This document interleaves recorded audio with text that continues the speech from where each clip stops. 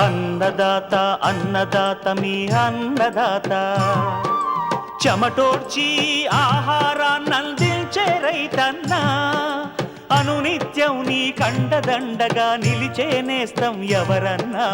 అన్నదాత అన్నదాత మీ అన్నదాత.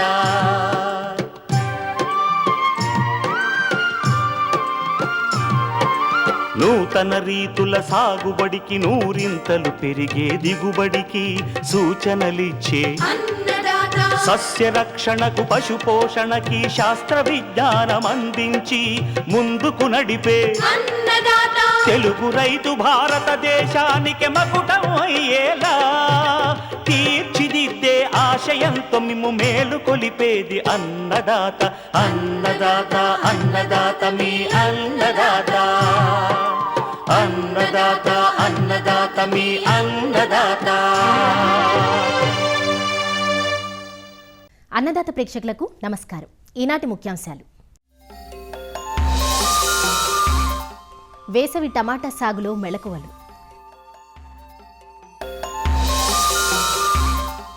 మిరప తోటల్లో ప్రస్తుతం చేపట్టాల్సిన యాజమాన్య సస్యరక్షణ చర్యలు,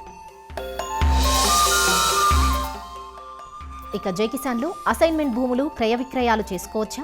మారిన చట్టాలు ఏం చెబుతున్నాయి?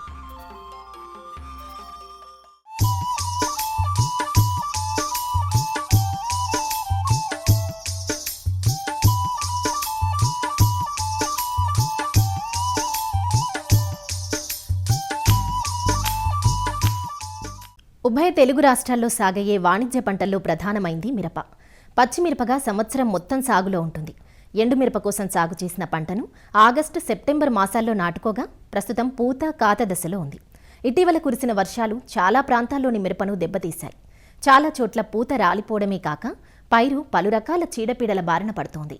ప్రస్తుతం మిరప తోటలు కోలుకునేందుకు చేపట్టాల్సిన యాజమాన్య సస్యరక్షణ చర్యల గురించి సూచిస్తున్నారు ప్రకాశం జిల్లా కందుకూరు కృషి విజ్ఞాన కేంద్రం సీనియర్ శాస్త్రవేత్త మరియు అధిపతి ప్రసాద్ బాబు. ఇప్పుడు మిరప పంట మనకి ప్రధానంగా ప్రకాశం జిల్లా, గుంటూరు జిల్లా మరియు కర్నూలు జిల్లాలో ఎక్కువగా సాగు చేస్తున్నారు. మిరపలో ఎరువులు మటుకు చాలా సమర్థవంతంగా వేసుకోవాల్సి ఉంటుంది. తొలి దశలో మనకి ఆఖరి దుక్కులో 3 మూటలు అంటే 150 కిలోల సింగిల్ సూపర్ ఫాస్ఫేట్ అనేది వేసుకోవాలి. తర్వాత నారు నాటిన తర్వాత నెల రోజులకు ఒకసారి యూరియా 65 కేజీలు, మ్యూరేట్ ఆఫ్ పొటాష్ 20 కేజీలు కలుపుకొని మొక్క పక్కన 5 సెంటీమీటర్ల లోతులో మనం వేసుకుని వెళ్ళినట్లయితే ఈ పోషకాలు అనేది బాగా అంది ఎదుగుదల మరియు రోగనిరోధక శక్తి అనేది మొక్కకి వస్తుంది. రైతులు ఎక్కువగా ఈ కాంప్లెక్స్ ఎరువులు అనేది వినియోగిస్తున్నారు. ఈ కాంప్లెక్స్ ఎరువులు అనేది పైపాటుగా మటుకు వేయకూడదు. ఎందుకంటే ఈ కాంప్లెక్స్ ఎరువుల్లో మనకి భాస్వరం అనేది ఎక్కువగా ఉంటుంది. ఇది నేలలో నిల్వ ఉండిపోయి ఇతర పోషకాలని అందనీయకుండా మొక్కకి అడ్డుపడుతుంది. కాబట్టి కాంప్లెక్స్ ఎరువులు కాకుండా యూరియా, పొటాష్నే మనం దపదపాలుగా వేసుకోవాలి. తర్వాత నారు నాటిన 40 రోజులకు, 60 రోజులకు, 80 రోజులకు 3 సార్లు ఈ గ్రోత్ హార్మోన్ అనేటువంటి ప్లానోఫిక్స్ అనేటువంటి మందును ఎకరాకి 44 మిల్లీలీటర్లు మాత్రమే 200 లీటర్ నీటిలో కలుపుకొని పిచికారీ చేసుకున్నట్లయితే మనకు పూత అనేది బాగా వచ్చి అధికంగా కాయలు రావడం జరుగుతుంది. అదేవిధంగా మనకి పోషకాలు చూసినట్లయితే నారు నాటిన తర్వాత నెల రోజులకు ఒకసారి ఈ పురుగు మందైనా కానీ, తెగులు మందైనా కానీ మనం దాంట్లో ఒక 1/2 కిలో సూక్ష్మ పోషకాల మిశ్రమం అంటే మ్యాక్స్ కలుపుకోవాలి. దీంతో పాటుగా ఎక్కువ కాలం పంటలో పట్టుకుని ఉండేదానికి జిగురును అంటే శాండోవిట్ అనేటువంటి గమ్మును ఒక 100 మిల్లీలీటర్లు ఎకరాకు చొప్పున మనం కలుపుకొని పిచికారీ చేసుకున్నట్లయితే పురుగు తెగుళ్ళ నివారణతో పాటు పోషకాలు కూడా సమగ్రంగా అంది ఎదుగుదల అనేది బాగుంటుంది. అదేవిధంగా ఈ రసం పీల్చే పురుగులు, ముఖ్యంగా తామర పురుగులు, తెల్లదోమ, నల్లి, ఈ 3 పురుగుల సమస్య అనేది ఎక్కువగా ఉంటుంది. ముందుగా ఈ తామర పురుగులు చూసినట్లయితే ఇవి ఆకు అడుగులో చేరి రసాన్ని పీల్చడం వల్ల ఆకులు అనేది పైకి ముడుచుకొని పడవ ఆకారంలో కనిపిస్తూ ఉంటాయి. సో ఇది గమనించిన వెంటనే మనము దీని నివారణకు ఈ పసుపు రంగు, నీలం రంగు జిగురట్టలు ఎకరాకి 25 చొప్పున మనం పంట కంటే 1 అడుగు ఎత్తులో గాలికి పోకుండా కట్టుకున్నట్లయితే ఈ రసం పీల్చే పురుగులు అనేది దానికి ఆకర్షించబడతాయి. అదేవిధంగా ఈ తామర పురుగుల నివారణకు మనం నారు నాటిన 15 రోజులకు ఒకసారి, 45 రోజులకు ఒకసారి ఫిప్రోనిల్ 0.3% గుళికలను ఎకరాకి 8 కిలోలు భూమిలో తేమ ఉన్నప్పుడు మనం చల్లుకున్నట్లయితే దీన్ని సమర్థవంతంగా నివారించుకోవచ్చు. ఇక మనకి రసాయనాల విషయానికి వచ్చినట్లయితే తామర పురుగుల నివారణకు ఫిప్రోనిల్ అనేటువంటి మందును 400 మిల్లీలీటర్లు, లేదా అసిఫేట్ అనేటువంటి మందును 300 గ్రాములు, లేదా మనకి స్పైనోసాడ్ అనేటువంటి మందును 60 మిల్లీలీటర్లు, లేదా డైఫెన్తురాన్ అనేటువంటి మందులు 250 గ్రాములు మందులు మార్చి అవసరాన్ని బట్టి మనం పిచికారీ చేసుకున్నట్లయితే ఈ తామర పురుగులను మనం నివారించుకోవచ్చు. మరొక ప్రధానమైనటువంటి సమస్య నల్లి. మిరపలో నల్లి ఆశించినటువంటి ఆకులు క్రింద వైపుకు ముడుచుకొని తిరగబడిన పడవ ఆకారంలో కనిపిస్తాయి. ఇది గమనించిన వెంటనే మనం దీన్ని నివారణ చర్యలను చేపట్టాలి. దీని నివారణకు మనకి ఎకరాకు పసుపు రంగు, నీలం రంగు జిగురొట్టలు అనేది ఎకరాకి 20 చొప్పున పెట్టుకొని, ఇంకా తర్వాత రసాయనాల విషయానికి వచ్చినట్లయితే దీని నివారణకు మనకి డైకోఫాల్ అనేటువంటి మందును 1 లీటరు, లేదా మనకి ఈ నీటిలో కరిగేటువంటి గంధకం 600 గ్రాములు పిచికారీ చేసుకోవాలి. మనకి ఈ మిరప పంటలో ఒకేసారి పై ముడత కింద ముడత గమనించినట్లయితే అసిఫేటు, స్పైనోసైడ్ అనేటువంటి మందులను పిచికారీ చేయకూడదు. దాని స్థానంలో మనకి డైఫెన్తురాన్ అనేటువంటి మందును 250 గ్రాములు, లేదా క్లోరోఫెనాఫైర్ అనేటువంటి మందును 200 మిల్లీలీటర్లు ఎకరాకి మనం పిచికారీ చేసుకున్నట్లయితే వీటిని మనం సమర్థవంతంగా నివారించుకోవచ్చు. మరొక ప్రధానమైన సమస్య తెల్లదోమ. ఈ తెల్లదోమ ద్వారా ఈ జెమినీ వైరస్ అనేది మనకి దీని పంటలో సోకుతూ ఉంటుంది. జెమినీ వైరస్ ఈ వచ్చినటువంటి మొక్కలు ఆకులు పై ముడుచుకొని పసుపు, పచ్చ రంగులో కనపడుతూ ఉంటాయి. ఇవి బాగా గజ్జి ముడతలాగా అయిపోయి ఈ తర్వాత పూత, కాయ అనేది రాకుండా అలాగే ఉండిపోతుంది. కాబట్టి ఈ విధంగా వైరస్ ఆశించినటువంటి మొక్కలు మనం పీకి పొలం చివరిలో మనం కాల్చివేయాలి. అలాగే దీని నివారణకు పసుపు రంగు జిగురట్టలు ఎకరాకి 25 చొప్పున పెట్టుకోవాలి. పంట నారు నాటిన 25 రోజులకు వేప నూనె అనేది పిచికారీ చేసుకోవాలి. అలాగే పంట చుట్టూ 4 వరుసలు జొన్న కానీ సజ్జ కానీ వేసుకోవాలి. అలాగే ఈ రసాయనాల మందులైనటువంటి అసిఫేట్ అనేటువంటి మందును 300 గ్రాములు, లేదా మనకి ఈ తెల్లదోమ నివారణకు అస్టామిప్రైడ్ అనేటువంటి మందు 40 గ్రాములు, లేదా థయోమితాగ్జామ్ అనేటువంటి మందు 40 గ్రాములు 1 ఎకరాకి 200 నీటిలో కలుపుకొని మనం మందులు మార్చి పిచికారీ చేసుకున్నట్లయితే దీన్ని నివారించుకోవచ్చు. అదేవిధంగా మనకి మరొక ప్రధానమైన సమస్య ఈ కొమ్మ ఎండు తెగులు, కాయకుళ్ళు తెగులు అనేది మనకి శిలీంధ్రం ద్వారా వ్యాపిస్తుంది. దీని నివారణకు మనకి ఎకరాకి కాపరాక్సీ క్లోరైడ్ అనేటువంటి మందును 600 గ్రాములు, లేదా ఈ క్యాబ్రియో టాప్ అనేటువంటి మందును 600 గ్రాములు, లేదా అమిస్టర్ టాప్ అనేటువంటి మందును 200 మిల్లీలీటర్లు 200 నీటిలో కలుపుకొని మనం పిచికారీ చేసుకున్నట్లయితే కొమ్మ ఎండు, కాయకుళ్ళు తెగులను సమర్థవంతంగా నివారించుకోవచ్చు. ఇక దీంట్లో వచ్చేటువంటి సెర్కోస్పోరా, ఆకుమచ్చ తెగులను కూడా మనం నివారించుకోవాలి. దీని కొరకు ఎకరాకి మనకి కాపరాక్సీ క్లోరైడ్ అనేటువంటి మందును 3 గ్రాముల లీటర్ నీటికి కలుపుకొని మనం పిచికారీ చేసుకున్నట్లయితే ఈ మచ్చ తెగులను కూడా మనం సమర్థవంతంగా నివారించుకోవచ్చు. ఈ విధంగా మిరపలో మనం సమగ్ర సస్యరక్షణ చర్యలు, సమగ్ర పంట యాజమాన్య పద్ధతులు, సమతులైనటువంటి ఎరువులు మనం పాటించినట్లయితే మనం ఖర్చు తగ్గించుకొని మంచి దిగుబడి తీసేదానికి అవకాశం ఉంటుంది.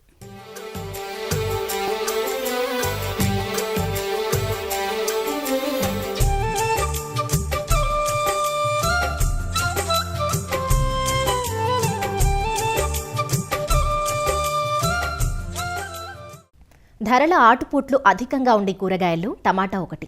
సీజన్తో సంబంధం లేకుండా సంవత్సరం పొడవునా సాగు చేసే పంట కూడా ఇదే. సాధారణంగా వేసవి టమాటోకు అధిక ధర దక్కుతుందనే ఆలోచనతో చాలామంది డిసెంబర్ ఆఖరి నుంచి నాటుకోవడం మొదలుపెడతారు. ట్రెల్లిస్, డ్రిప్, ఎత్తుబెడ్లు వంటి ఆధునిక విధానాలతో వేసవి టమాటో నుంచి ఎకరాకు 30 టన్నులకు పైగా దిగుబడి పొందే అవకాశం ఉంటుంది. వేసవి పంటగా టమాటాను సాగు చేయాలనుకునే రైతులు రకాల ఎంపిక సహా ఆది నుంచి సమగ్ర యాజమాన్య విధానాలను ఆచరణలో పెట్టాలి. వివరాలు తెలియజేస్తున్నారు ప్రొఫెసర్ జయశంకర్, తెలంగాణ రాష్ట్ర వ్యవసాయ విశ్వవిద్యాలయం, నాగర్ కర్నూలు జిల్లా పాలెం కృషి విజ్ఞాన కేంద్రం శాస్త్రవేత్త డాక్టర్ ఏ శంకర్. ఎక్కువ వినియోగించే కూరగాయలలో కూడా టమాటో ప్రథమ స్థానాన్ని ఉంది. ఇందులో ప్రధానంగా అర్కా సామ్రాట్, అర్కా ఆబేద్ ఐహెచ్ఆర్ బెంగళూరు నుంచి రిలీజ్ చేయబడినవి. సిమిలర్గా ఉండేటువంటి ఈ ప్రైవేట్ హైబ్రిడ్స్ను రైతులు సాగుకించుకోవాలి. ఎకరానికి సుమారు 60 నుంచి 80 గ్రాముల విత్తనం సరిపోతుంది. హైబ్రిడ్ విత్తనం కాస్ట్ ఎక్కువ కాబట్టి ప్రోట్రేల్లో పెంచినట్లయితే ఇంకా విత్తన మోతాదు తగ్గించుకోవచ్చు. సో విత్తనాన్ని నారు పోసుకునే ముందు మనం విత్తన శుద్ధి అనేది కంపల్సరీ చేసుకోవాలి. మొదటగా ఇమ్లాక్రోడోపిడ్ అనే మందు ద్రావణాన్ని పట్టించాలి. దాని తర్వాత మనకు థైరమ్ అనే శిలీంద్రనాశకము కిలో విత్తనానికి 3 గ్రాములు పట్టించాలి. ఒకవేళ సేంద్రియ పద్ధతులు అయినట్లయితే ట్రైకోడర్మా విరిడి అనే కిలో విత్తనానికి 4 నుంచి 10 గ్రాముల వరకు పట్టించి నీడలో ఆరబెట్టుకొని ఎత్తు బెడ్ల మీద కానీ ప్రోట్రేస్లో కానీ మనం నారు పెంచుకోవాలి. ఒక 20-25 రోజుల నారును మాత్రమే మనము నాటుకోవడానికి చూసుకోవాలి. ఎందుకంటే నారు ముదిరిన కొద్దీ మనకు పంట దిగుబడి అనేది తగ్గుతుంది. నాటుకునే ముందు ప్రధాన పొలాన్ని ఎలా తయారు చేసుకోవాలంటే 3-4 సార్లు మెత్తగా దుక్కి చూసిన తర్వాత కనీసం 4 నుంచి 5 టన్నుల వరకు పశువుల ఎరువును మనం వేసుకోవడానికి ట్రై చేయాలి. అలాగే నులి పురుగుల సమస్య ఉన్నట్లయితే ఒక 200 కిలోల వేపపిండిని కూడా చల్లుకోవాలి. విధిగా క్రమం తప్పకుండా బయో ఫెర్టిలైజర్స్ని మనము భూమికి అందిస్తూ ఉండాలి. మనం నాటు వేసుకోవడానికి ముందు మనం ఎత్తు బెడ్లు చేసుకోవాలి. 90 సెంటీమీటర్ల వెడల్పుతోని ప్రతి 2 బెడ్ల మధ్యలో 2 ఫీట్ల దూరం ఉంచి బెడ్ మీద మనము 25 మైక్రాన్ల మల్చింగ్ షీట్ని వైట్ కలర్ పైకి వచ్చేలాగా మనం ఏర్పాటు చేసుకోవాలి. నాటుకునే ముందు డ్రిప్ నడిపినట్లయితే బెడ్ అంతా తడుస్తుంది. మల్చింగ్ పేపర్ మీద ఒక 3 ఇంచుల రంధ్రం చేసుకొని మనం నారును నాటుకోవాలి. నాటి ముందు మనము 150 కిలోల సింగిల్ సూపర్ ఫాస్ఫేట్ అలాగే 40 కిలోల మ్యూరేట్ ఆఫ్ పొటాష్ను మనం ఆకద్దుకులోనే వేసుకోవాలి. 130 కిలోల యూరియా ఎరువును దఫాలుగా మనం నీటిలో కరిగించి డ్రిప్ ద్వారా మనం పారించుకున్నట్లయితే పంట అనేది బాగా వేపుగా పెరుగుతుంది.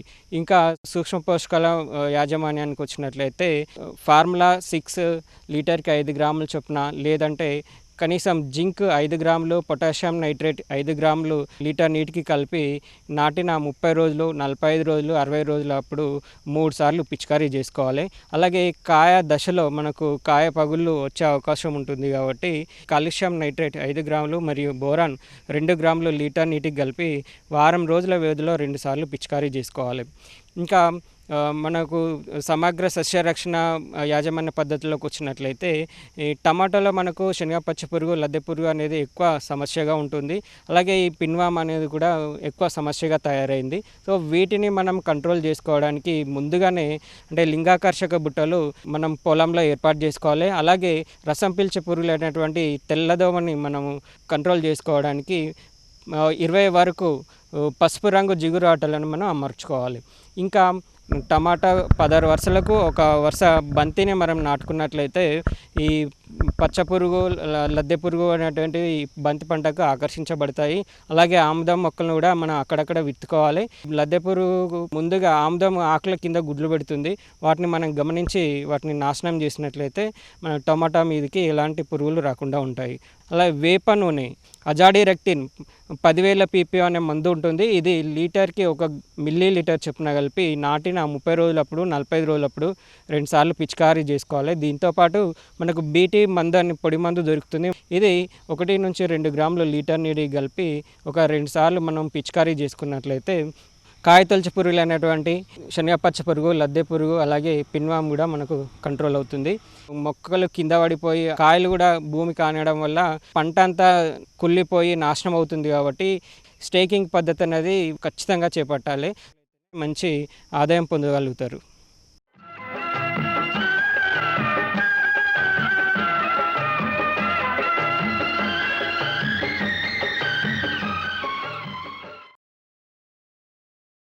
అన్నదాత టోల్ ఫ్రీ నెంబర్ ద్వారా పంటల సాగులో రైతులు లేవనెత్తే సందేహాలకు దృశ్యరూపం మీకోసం. ఆయిల్ పామ్ తోటల్లో మొక్కల మొవ్వులు కుళ్ళుతున్నాయి, ఆకులు ఎండిపోతున్నాయి. ఎందువల్ల ఇలా జరుగుతోంది, నివారణ ఎలానో తెలియచేయండి అంటూ అడుగుతున్నారు అనకాపల్లి జిల్లా రోలుగుంట నుంచి కన్నబాబు. ఆయిల్ పామ్లో ముఖ్యంగా ఇప్పుడు కొన్ని తెగుళ్ళన్నీ అధికంగా ఇప్పుడు పెరుగుతున్నాయి. ఈ కాండం తడి తెగులు అనేది రైతాంగాన్ని చాలా ఇబ్బంది పెడుతుంది. అయితే ఈ కాండం తడి తెగులు లక్షణాలు ఎలా ఉంటాయి, దీన్ని ఎలా నివారించుకోవాలి అనే అంశం మనం చూసుకున్నట్లయితే కాండం తడి తెగులు ఇది 2వ సంవత్సరం వయసు నుంచి పెద్ద తోటల్లో కూడా మనకి ఇది కాండం తడి తెగులు మనం చూస్తున్నాము. అయితే ఈ ఫస్ట్ ఆకులన్నీ కూడా ఆకు ఈనెలు కొనల నుంచి చిన్నగా మాడిపోవటం మొదలవుతుంది. ఒక నెల రోజుల తర్వాత ఆకు సగభాగం వరకు మాడిపోతుంది. అలానే 3 నెలల తర్వాత చూసినట్లయితే ఫస్ట్ 2-3 ఆకులతో మొదలైన ఈ ఆకులు ఎండటం అనేది 5 ఆకులు 6 ఆకులకి వెళ్ళి మీకు 6 నెలల నుంచి 7 నెలల వయసులో మీకు 10 ఆకుల వరకు ఎండిపోవడం జరుగుతుంది. అయితే ఇట్లా ఎండిపోయినప్పుడు లోపల ఏ విధమైన లక్షణాలు మీకు బయటకు కనిపించవు. ఈ నీరు, పోషక పదార్థాలు తీసుకునే లోపల వేరు భాగం ఏదైతే ఉంటుందో అది పార్ట్లుగా చిన్న చిన్న భాగాలు కుళ్ళిపోతూ ఉంటాయి అన్నమాట. తక్కువ భాగం కుళ్ళితే 2-3 ఆకులు, ఎక్కువ భాగం కుళ్ళిపోయినట్లయితే 7-8 ఆకులు, మొత్తం లోపలంతా కూడా మసిలాగా డొల్లలాగా అయిపోయి మీకు చాలా వరకు ఆ వేరు వ్యవస్థ దెబ్బతిన్నట్లయితే, కాండం వ్యవస్థ కూడా దెబ్బతిన్నట్లయితే మొత్తం చనిపోయేదానికి అవకాశం ఉంటుంది. ఎక్కువగా ఈ లోప లక్షణాన్ని గమనించడానికి కట్ చేసిన ఆకు దగ్గర మనం ఈ స్క్రూ లాంటిది పెట్టి మనం లోపలికి ఒక అరడుగు రంధ్రం చేసినట్లయితే ఆ స్క్రూ మనం బయటికి తీసినప్పుడు విపరీతమైన వాసన కూడా రావటం మీరు గమనించవచ్చు.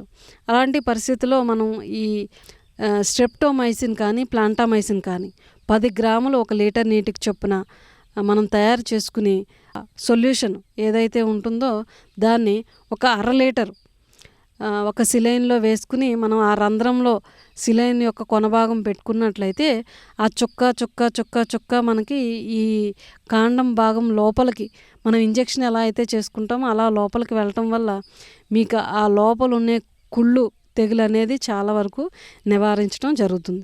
అలా కాకుండా మీరు చూసుకోవటం లేట్ అయితే 7-8 ఆకుల వరకు కూడా బాగా ఎండిపోయినట్లయితే 2 వైపులా కూడా 2 సిలైన్లు, అంటే ఒక్కొక్క సిలైన్కి 1/2 లీటర్ పడితే 2 వైపులో 1 లీటర్ నీటి వరకు 2 సిలైన్లతో ఇచ్చినట్లయితే త్వరగా రికవరీ అవడానికి అవకాశం ఉంటుంది. మరి అదేవిధంగా 10 రోజుల తర్వాత కవచ్ అనే మందు 2 గ్రాములు 1 లీటర్ నీటికి చొప్పున మళ్ళీ 2వ దఫాగా మనము అందించినట్లయితే మీకు ఈ తెగుల్ని పూర్తిగా నివారించవచ్చు. 3 నెలల తర్వాత మళ్ళీ ఒకసారి ఈ ప్లాంటామైసిన్ కానీ స్ట్రెప్టోమైసిన్ కానీ ఈ మందుల్ని 10 గ్రాములు 1 లీటర్ నీటికి చొప్పున మళ్ళీ 2 సార్లు సెలైన్ పెట్టినట్లయితే మీరు పూర్తిగా ఈ తెగుల్ని నివారించుకోవచ్చు. ఇంకోటి ముఖ్యమైన అంశం ఏంటంటే 1-2 ఆకులకి ఈ లక్షణాలు మనకి కనిపించినప్పుడు ఎమ్మటే మీరు నివారణ చర్యలు చేపట్టినట్లయితే కాండం తడి తెగుల్ని నివారించడం సులభం అవుతుంది. అదేవిధంగా ఎక్కడైనా 1-2 మొక్కలకి మీరు ఈ పూర్తిగా ఈ తెగులతో చనిపోయి ఉంటే వేరు వ్యవస్థతో పాటు మీరు దాన్ని తీసేసి ఆ కాండం భాగం అంతా మొత్తం తీసి దూరమైన ప్రదేశంలో పడేయటం కానీ అక్కడే కాల్చేయటం కానీ చేయాలి. ఆ మొక్క చనిపోయిన అక్కడ మనం మళ్ళీ గుంత తీసుకుని కార్బండిజం అనే మందు 1 గ్రాము 1 లీటర్ నీటితో గుంత అంతా కూడా ఒక 20-30 లీటర్లతో తడిచేటట్టు చేసుకుని ఒక 2-3 నెలలు బాగా ఆరనిచ్చిన తర్వాత గుంతను శుభ్రం చేసుకున్న తర్వాత మళ్ళీ అక్కడ కొత్త మొక్క వేసుకోవాల్సి ఉంటుంది. కార్బండిజం అనే మందు 1 గ్రాము 1 లీటర్ నీటికి చొప్పున 10 లీటర్ల వరకు 1 సంవత్సరం లోపు మొక్కలకైతే మనం ఈ డ్రెంచింగ్ అనేది అంటే ఆ వేరు వ్యవస్థ దగ్గర పోసి తడిపేసినట్లయితే కొంతవరకు కూడా మనం నివారించుకోవచ్చు. ఈ విధంగా ఈ కాండం తడి తెగుల్ని మనం సమర్థవంతంగా నివారించుకుని తోటలో మొక్కలు చనిపోకుండా మనం చూసుకోవాలి.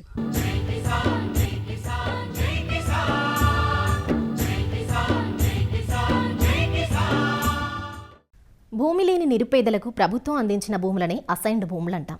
ఈ అసైన్డ్ భూములు ఎవరి పేరు మీద నమోదై ఉంటాయో సాధారణంగా వారు కానీ వారి కుటుంబీకులు కానీ ఆ భూమిని ఉపయోగించుకోవాలి తప్పితే వాటిని విక్రయించుకునే అవకాశం ఉండదు. కానీ ప్రస్తుతం మారిన చట్టాలు కొన్ని నిబంధనల మేరకు అసైన్మెంట్ భూములను అమ్ముకునే హక్కులు కల్పిస్తున్నాయి. అసైన్మెంట్ భూముల హక్కుల గురించి పూర్తి సమాచారాన్ని హైదరాబాద్కు చెందిన ప్రముఖ భూచట్టాల నిపుణులు ఎం సునీల్ కుమార్ నుంచి వివరంగా తెలుసుకుందాం. అసైన్మెంట్ భూముల సమస్య 2 రాష్ట్రాలకు కూడా చాలా కీలకమైంది. 2 రాష్ట్రాలలో కలిపి దాదాపుగా 60 లక్షల ఎకరాల అసైన్మెంట్ భూమి ఉంది. భూమి లేని పేద కుటుంబాలకి సాగు చేసుకోవటం కోసమో ఇల్లు నిర్మాణం చేసుకోవటానికి ఇంటి స్థలంగా గడిచిన 60-70 ఏళ్ళుగా దాదాపు 60 లక్షల ఎకరాల భూమి పంపిణీ జరిగింది. ఇది భారతదేశం మొత్తంలో పంచిన ప్రభుత్వ భూమిలో దాదాపు 28%. ఉమ్మడి ఆంధ్రప్రదేశ్ రాష్ట్రం భారతదేశంలోనే నంబర్ 1 పొజిషన్లో ఉంది ప్రభుత్వ భూముల పంపిణీ కార్యక్రమంలో. అట్లా పంచిన భూమి ఏదైతే పేదలకు ఇచ్చిన భూమి ఉందో వారు వారి కుటుంబం తరతరాలుగా వినియోగించుకోవాలి, ఆ భూమిని సాగు చేసుకొని బ్రతకాలి, లేదా అక్కడ నివాసం ఏర్పడుకొని ఉండాలి తప్ప ఇతరత్ర ఏ విధంగానైనా సరే ఇతరులకి బదలాయింపు చేయొద్దు అని చట్టం. ఆ చట్టం 1977లో వచ్చింది. ఈ చట్టం చాలా స్పష్టంగా చెప్తున్న మాట, ఎవరికి భూమి ఇస్తారో వారే అనుభవించాలి, వారి తదనంతరం వారి కుటుంబం వారి వారసులు ఆ భూములు అనుభవించాలి, కానీ అన్యాక్రాంతం చేయొద్దు అంటుంది చట్టం. అన్యాక్రాంతం కనుక జరిగితే ఆ భూముల్ని తిరిగి మళ్ళా ఒరిజినల్ అసైన్కి అప్పగించటమో ఇంకొక భూమి లేని పేద కుటుంబానికి ఇవ్వటమో లేదా విస్తృత ప్రజా ప్రయోజనాల కోసం వినియోగించటమో చేయొచ్చు అని చెప్పి చట్టం చెప్తుంది. ఆ చట్టమే అసైన్మెంట్ భూముల బదలాయింపు నిషేధ చట్టం 1977. దీన్నే పిఓటి చట్టం అని 9/77 చట్టం అని అంటాం. ఈ చట్టంలో కొన్ని వెసులుబాట్లు కల్పించారు. కొన్ని రకాల అసైన్మెంట్ భూములని అమ్మకాలు కొనుగోలు చేయడానికి చట్టమే అవకాశం కల్పించింది. అందులో మొదటిది ఆంధ్రప్రదేశ్లో అయితే 1954 కంటే ముందు, తెలంగాణలో అయితే 1958 కంటే ముందు ఏవైతే భూములు ఇచ్చారో అమ్మకూడదనే నియమం ఆ పట్టాలో లేదు కాబట్టి పిఓటి చట్టం వర్తించదు. ఆ భూములు అమ్మకాలు కొనుగోలు చేయొచ్చు. ఇక రెండవది 1977లో ఈ పిఓటి చట్టం రాకముందు గనక ఎవరైనా భూమి లేని పేద కుటుంబానికి చెందిన వ్యక్తి అసైన్మెంట్ భూములు కొన్నట్లయితే ఆ కొనుగోలుకి ఈ పిఓటి చట్టం వర్తించదు. ఆ భూమి మీద వాళ్ళకి హక్కులు వస్తాయని చెప్పింది. ఇక మూడోది ప్రత్యేకమైన కేటగిరీ వాళ్ళకు కూడా, పేదలు కాకుండా ఇతర వర్గాలకు కూడా అసైన్మెంట్ భూములు ఇచ్చింది ప్రభుత్వం. మాజీ సైనికులకి, స్వాతంత్ర సమరయోధులు, ఫ్రీడమ్ ఫైటర్స్కి, పొలిటికల్ సఫరర్స్, రాజకీయ బాధితులు ఎవరైతే ఉన్నారో ఈ 3 వర్గాల వాళ్ళకి కూడా ప్రభుత్వం అసైన్మెంట్ చేసింది. రాజకీయ బాధితులకు ఇస్తే వెంటనే ఆ భూములు అమ్ముకోవచ్చు, ఎట్లాంటి షరతులు లేవు. మిగతా 2 వర్గాలు, ఫ్రీడమ్ ఫైటర్స్ కానీ ఎక్సర్వీస్ మెన్ కానీ ఇచ్చినట్లయితే 10 సంవత్సరాల తర్వాత అసైన్మెంట్ భూముల్ని అమ్ముకోవడానికి అవకాశం కల్పించారు చట్టంలో. అంతేకాదు కొన్ని సందర్భాలలో పేదలైనా ఎవరైనా సరే మార్కెట్ విలువ చెల్లించితే వారికి అసైన్మెంట్ భూములు ఇచ్చారు. కొద్దో గొప్ప నామినల్ వాల్యూస్ కానీ మార్కెట్ వాల్యూ చెల్లించి భూములు ఇచ్చారు. వాళ్ళకు కూడా అసైన్మెంట్ పట్టాలు ఇచ్చారు. అలాంటి వాళ్ళకి ఈ పిఓటి చట్టం వర్తించదు. వాళ్ళు కూడా అమ్మకాలు కొనుగోలు చేయొచ్చు. ఇవన్నీ కాకుండా 1977 నుంచి 2007 మధ్యలో ఆంధ్రప్రదేశ్లో, 1977 నుంచి 2017 వరకు తెలంగాణలో భూమి లేని పేదలు కనుక అసైన్మెంట్ భూములు కొనుగోలు చేసినట్లయితే వాళ్ళని ఆ భూమి నుంచి తొలగించొద్దు, అక్కడే వాళ్ళకి పట్టాలు ఇవ్వాలి, వారికే డీఫామ్ పట్టా లేదా లావణి పట్టాలు ఇవ్వాలి అని చెప్పి నియమం వచ్చింది. ఈ పట్టాలనే మనం అసైన్మెంట్ పట్టా అని, డీఫామ్ పట్టా అని, లావణి పట్టా అని, డీకేటీ పట్టా అని చెప్తూ ఉంటాం. డీకేటీ పట్టా అంటే దరఖాస్తు చేస్తే వచ్చే పట్టా, దరఖాస్తు పట్టా, దానికి షార్ట్ ఫామే డీకేటీ పట్టా. ఇవి మొత్తంగా అసైన్మెంట్ భూములకు సంబంధించిన నియమం. కానీ ఇప్పుడు పెద్ద ఎత్తున ఒక చర్చ జరుగుతున్నలా ఏంటంటే అసైన్మెంట్ భూములకు కూడా సర్వ హక్కులు కల్పించాలి. పట్టా భూముల మీద ఎట్లాంటి హక్కులు అయితే ఉన్నాయో అసైన్మెంట్ భూములకు కూడా అన్ని హక్కుల కల్పన జరగాలి అనేది చాలా చోట్ల నుంచి వస్తున్న డిమాండు. చాలా రాష్ట్రాలలో కూడా అసైన్మెంట్ భూములు ఇచ్చిన 10 సంవత్సరాల తర్వాత, 15 ఏళ్ళ తర్వాత లేదా 20 సంవత్సరాల తర్వాత పూర్తి హక్కులు వస్తున్నాయి. అంటే ఆ భూముల్ని అమ్మకాలు కొనుగోలు చేసుకునే అవకాశాలు కూడా వస్తాయి. ఇంత మునిపే ఆంధ్రప్రదేశ్ రాష్ట్రంలో కొన్ని మార్పులు వచ్చాయి. ఇంటి స్థలం అయితే పట్టా ఇచ్చిన 20 సంవత్సరాల తర్వాత చెల్లుబాటు అవుతుంది అమ్మితే అని, లేకపోతే విండ్ మిల్స్ ఏర్పాటు చేసుకోవడానికి అసైన్మెంట్ భూములు ఇవ్వచ్చు అని కొన్ని మార్పులు అయితే జరిగినాయి. మొత్తంగానే అసైన్మెంట్ భూమిని పట్టా భూమిగా మార్చాలనే డిమాండు తెలంగాణలో వస్తుంది, ఆంధ్రప్రదేశ్లో వస్తుంది. ఆంధ్రప్రదేశ్లో ఇప్పటికే ఆ మేరకు చట్టం కూడా మారింది. ఆంధ్రప్రదేశ్లో మారిన చట్ట ప్రకారం అసైన్మెంట్ భూమి ఇచ్చిన 20 సంవత్సరాల తర్వాత ఆ భూమిపై సంపూర్ణమైన హక్కులు వస్తాయి. పట్టా ఇచ్చి 20 ఏళ్ళు కనుక పూర్తయిపోతే ఆ భూముల మీద పూర్తి హక్కులు పొందడానికి అవకాశం ఉంటుంది. ఇప్పుడు ఆ ప్రక్రియ ఆంధ్రప్రదేశ్లో జరుగుతుంది. ఏవేవైతే అసైన్మెంట్ భూములు ఉన్నాయో అసైన్మెంట్ భూముల్ని గుర్తించటం, ఆ అసైనీలు ఎవరున్నారు, వారి ఆధీనంలో ఉందా లేదా, 20 ఏళ్ళు గడిచిందా లేదా అనే ఒక చెకింగ్ జరుగుతుంది. ఏ భూములకైతే 20 ఏళ్ళు గడిచిపోయిందో అవన్నీ ఈ రోజున పట్టా భూములుగా మారబోతున్నాయి. దాదాపు 23 లక్షల ఎకరాల భూమి ఇప్పుడే పట్టా భూమిగా మారే అవకాశం ఉందని గణాంకాలు చెప్తున్నాయి. ఏ విధంగా చేస్తారంటే ఇప్పుడు ఈ రోజున ఆంధ్రప్రదేశ్లో గ్రామ స్థాయిలో రెవెన్యూ సిబ్బంది ఈ అసైన్మెంట్ భూముల గుర్తింపు చేస్తున్నారు, లిస్టులు తయారు చేస్తున్నారు. ఏవైతే 20 ఏళ్ళు పూర్తయిపోయిన పట్టా ఇచ్చి 20 ఏళ్ళు పూర్తయిన అసైన్మెంట్ భూములు ఉన్నాయో వాటి జాబితా తయారవుతుంది. దాన్ని తహసీల్దార్ స్క్రూటినీ చేస్తాడు, ఆర్డీఓకు వెళ్తాయి. ఆ తర్వాత జిల్లా కలెక్టర్గా జాబితాలు వస్తాయి. ఒకసారి ఆ జాబితా అప్రూవ్ అయినట్లయితే ఈ అసైన్మెంట్ భూములన్నీ పట్టా భూములుగా మారుతాయి. వీటన్నిటినీ కూడా నిషేధిత ఆస్తుల జాబితా నుంచి తొలగిస్తారు. నిషేధిత జాబితాలో ఉంటే కనుక అమ్మడానికి వీలుండదు. ఇవన్నీ కూడా ఇప్పుడు నిషేధ జాబితాలను తొలగిపోతాయి, పూర్తి హక్కులు వస్తాయి. ఇలాంటి నియమాన్నే తెలంగాణ రాష్ట్రంలో తేవాలనే ఒక ఒత్తిడి వస్తుంది. ఇటీవలనే అసెంబ్లీలోనే 2-3 సార్లు ప్రకటన వచ్చింది ప్రభుత్వం నుంచి అసైన్మెంట్ భూములకి పూర్తి హక్కులు ఇస్తామని. రాబోయే రోజుల్లో తెలంగాణలో కూడా అసైన్మెంట్ భూములకి పూర్తి హక్కులు వచ్చే అవకాశం ఉంది. ఇది అసైన్మెంట్ భూములకు సంబంధించి అమల్లో ఉన్న నియమాలు. మరిన్ని విభిన్న అంశాలతో రేపటి అన్నదాతలో మళ్ళీ కలుసుకుందాం. అంతవరకు సెలవు, నమస్కారం. అన్నదాతలు తమ సందేహాలు, సమస్యలను 1800-425-4085 టోల్ ఫ్రీ నంబర్లో ఉదయం 10 నుంచి 11 గంటల మధ్య పని దినాల్లో సంప్రదించగలరు. ఈ కార్యక్రమాన్ని యూట్యూబ్లో www.youtube.com/annadaత ఈటీవీ లింక్ ద్వారా వీక్షించవచ్చు.